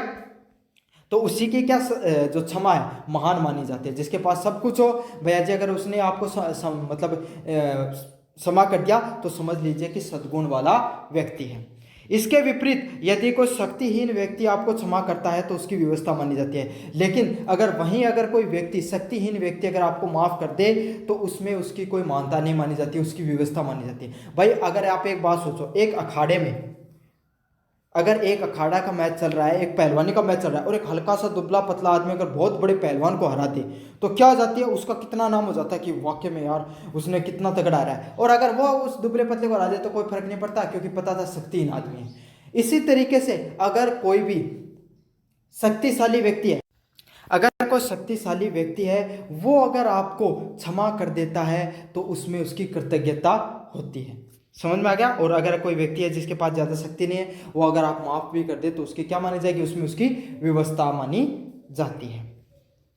यह कथन हमें सीख देता है कि समाज में जब कोई व्यक्ति या राष्ट्र सक्षम या बलशाली होते हुए भी किसी कमजोर की गलती को माफ कर देता है तो उसकी महानता स्थापित होती है। तो इस बात में, ये जो पंक्तियां हैं, इसमें यही बात पता चलती है कि अगर कोई महान देश है, समझ में गया आपके सामने, अगर वो अपने छोटे व्यक्ति को, अगर आप जीवन में कभी शक्तिशाली बनो, पद पे, पैसे में, बाहुबल में, तो आपको अपने जीवन में उस कृतज्ञता को, उस महानता को अपने विचारों में सदैव जिंदा रखना है। कि आपसे अगर कोई जो नीचे है, चाहे नीचे पद में हो, चाहे नीचे आपके सामने धन में हो, बाहुबल में हो, चाहे शक्ति में हो, किसी भी आधार में अगर कोई व्यक्ति है वो शक्ति के क्रम में अगर आपसे नीचे है तो आपको हमेशा उसको क्या करनी है? कोशिश करनी है, उसको माफ़ी देनी है। क्योंकि अगर आप उसको हरा दोगे तो भी उसमें आपकी महानता नहीं गिनी जाएगी। आपकी महानता उसको किस में होगी? उसको क्षमा करने में या माफ़ी करने में ही मानी जाती है। यह उस व्यक्ति की नैतिक श्रेष्ठता का परिणाम है। और ये किस चीज़ को बताती है?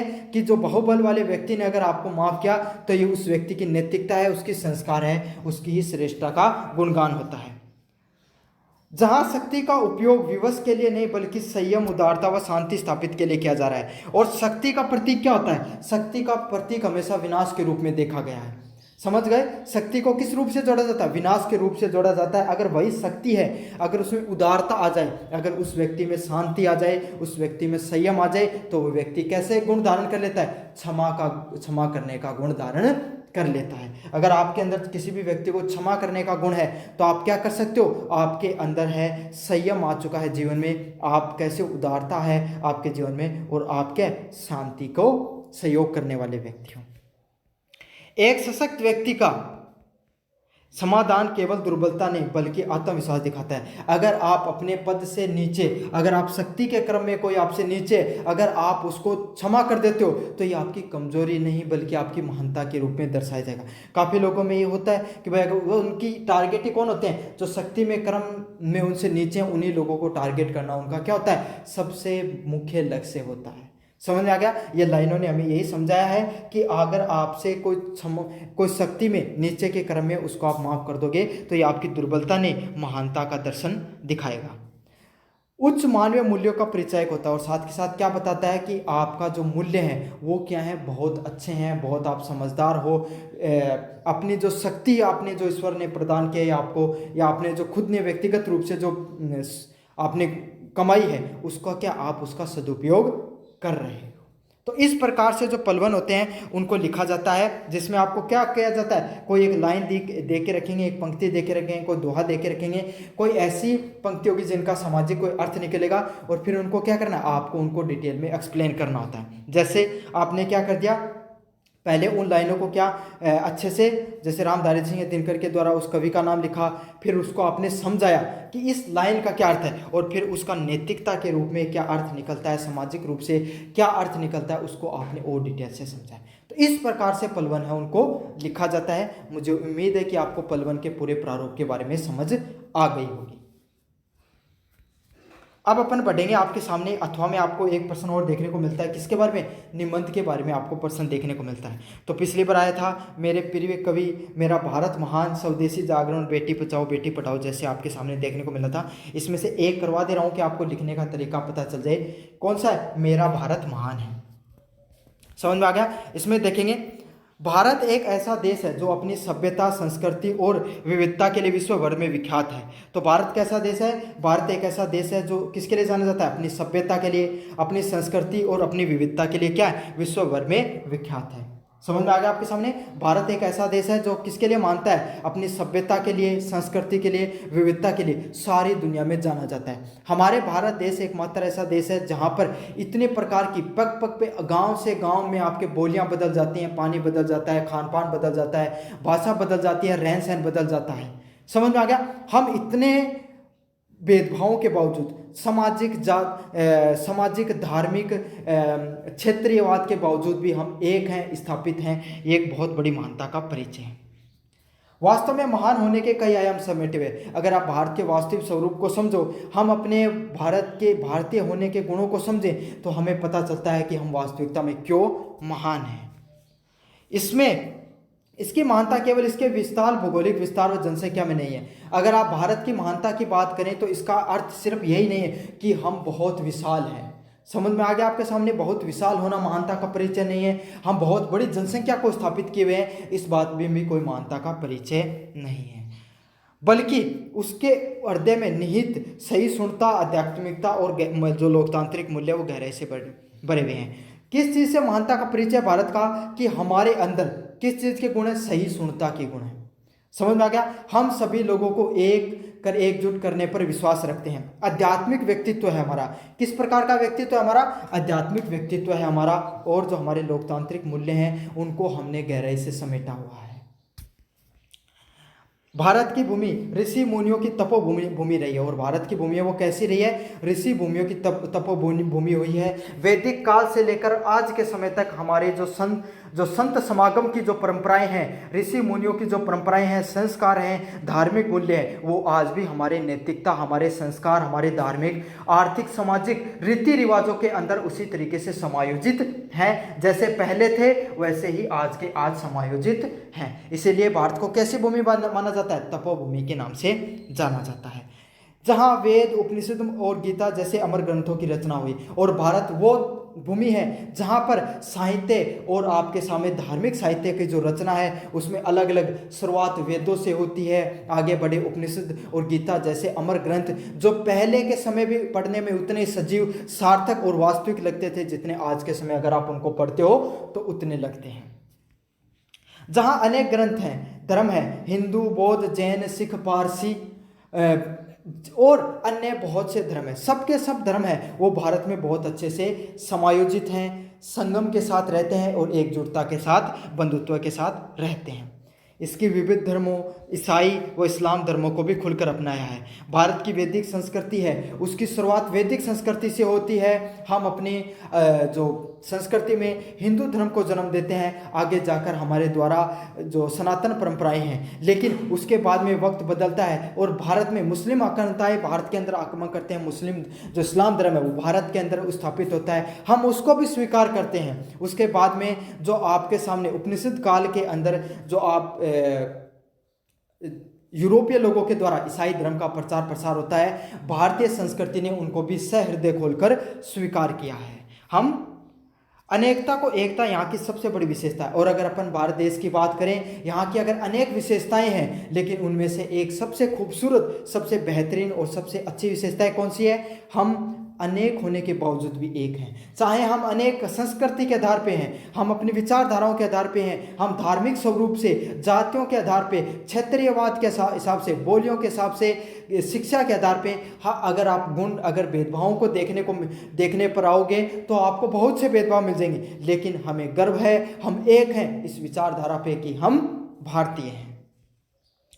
जहाँ विभिन्न प्रकार की भाषाएं, वेशभूषाएं और खान पान होते हुए भी लोग एक भारतीय होने के नाते एकजुट हैं। तो मैंने बता दिया कि अलग अलग प्रकार से हम एकजुट हैं, लेकिन भेदभाव है हमारे अंदर, लेकिन हम भारतीय का जैसे शब्द आता है, हम सभी के सभी लोग एकजुट हो जाते हैं।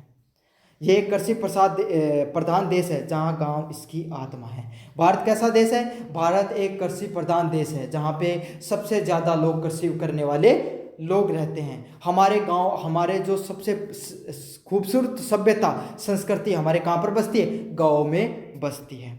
यहाँ गंगा, यमुना जैसी पवित्र नदियाँ भी बहती हैं और हिमालय जैसे पर्वत इसके गौरव प्रदान करते हैं। और अपन बात करें, भारत में गंगा, यमुना जैसी पवित्र नदियों का समागम देखने को मिलता है और यहाँ पर जो हिमालय जैसे पर्वत हैं उनका भी गौरव लोगों को प्राप्त होता है। विज्ञान और प्रौद्योगिकी के क्षेत्र में भी भारत का अभूतपूर्व प्रगति की है। और अगर विज्ञान और प्रौद्योगिकी की बात करें आप में, उसमें भी भारत ने बहुत अच्छा क्या किया है? अपना आगे बढ़े हैं। चंद्रयान और मंगलयान जैसे मिशन उनकी बढ़ती वैज्ञानिक शक्ति का प्रमाण है। और अगर अपन बात करें, जो चंद्रयान और मंगलयान जैसे मिशन हैं, इन्होंने भी भारत की जो वैज्ञानिक शक्ति है उसको क्या है? उसको वैज्ञानिक प्रमाण देने का कार्य किया है। हालांकि भारत में अभी भी अनेक प्रकार की गरीबी, अशिक्षा और भ्रष्टाचार जैसी चुनौतियां हैं। अगर हम वर्तमान समय की बात करें तो भारत अभी भी काफ़ी चुनौतियों से संघर्ष कर रहा है, हम सामना कर रहे हैं। जैसे गरीबी, अशिक्षा और भ्रष्टाचार जैसी चुनौतियों का आज भी सामना कर रहे हैं। फिर भी अदम्य भावना, लोकतांत्रिक परंपरा और विश्व शांति के प्रति अपन क्या है? प्रतिबंधित है। मतलब हमारे अंदर अदम्य भावना है किसकी? लोकतांत्रिक परंपराओं को। फिर भी हमने इतनी विविधताओं के बावजूद लोकतंत्र को क्या है? समेटे हुआ अपने अंदर। साथ के साथ विश्व शांति के प्रति हम सिर्फ अपने भारत देश में शांति की बात नहीं करते, संपूर्ण विश्व में शांति स्थापित करने की बात करते हैं। भारत के जो गुटनिरपेक्ष की नीति है वो इसी चीज़ की बात करती है कि हम पहले ना आक्रमण करेंगे और ना अगर कोई देश है अगर आक्रमण करता है उसका सहयोग करेंगे। हम अपने स्वतंत्र विचारधारा को अपनाने वाले व्यक्ति हैं और ये स्वतंत्र विचारधारा किसका समर्थन करती है? आपके सामने आपका समर्थन करती है किसका? विश्व की शांति का। ये एक ऐसा देश है जहाँ पर अतीत से प्रेरणा ली और भविष्य की आशा के साथ बढ़ता है। और भारत कैसा देश है? भारत एक ऐसा देश है जिसने अपने इतिहास से हमेशा सदैव सीखा है और अपने उज्जवल भविष्य के निर्माण के लिए सदैव प्रयास किया है। इसलिए मेरा भारत देश क्या है? वास्तव में महान है। और ये कुछ प्रमुख गुण हैं हमारे भारत देश की महानता के। तो यह आपके सामने जो यूनिट नंबर 4 में मैंने एक निबंध लिख के बता दिया आपको इस प्रकार से करना है और एक पलवल भी करके बता दिया है। मुझे उम्मीद है आपको वीडियो अच्छा लगा होगा, तो चैनल को जरूर से सब्सक्राइब कर देना, वीडियो को लाइक कर देना और अपने दोस्तों को जरूर से शेयर करना। धन्यवाद।